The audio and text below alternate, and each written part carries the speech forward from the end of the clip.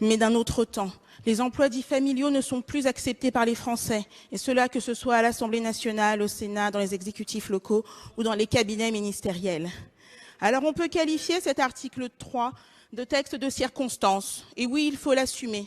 Non pas qu'il s'agisse de réagir automatiquement à des polémiques ou à des affaires, mais en ce qu'il démontre notre capacité à écouter nos électeurs et à répondre à leurs attentes. Cet article 3 prévoit que l'entourage professionnel d'un ministre ne pourra plus être composé de son conjoint, de ses parents, de ses enfants ou des enfants de son conjoint. Il en sera de même pour les parlementaires et les élus locaux. Il s'agit d'en faire une infraction pénale, punie d'un maximum de 3 ans de prison et de 45 000 € d'amende.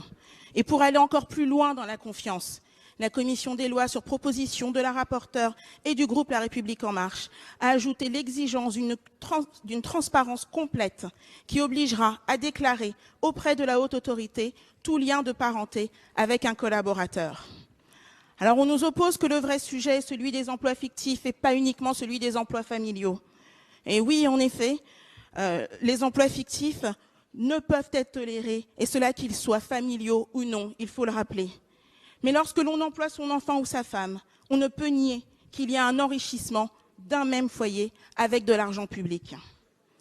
On soulève des discriminations à l'embauche, mais là encore, il ne faut pas oublier que la jurisprudence de la CEDH en la matière nous rappelle qu'en présence d'un but légitime et nécessaire, dans la mesure où l'interdiction est encadrée, restreinte et donc proportionnelle, la mesure discriminatoire peut être justifiée.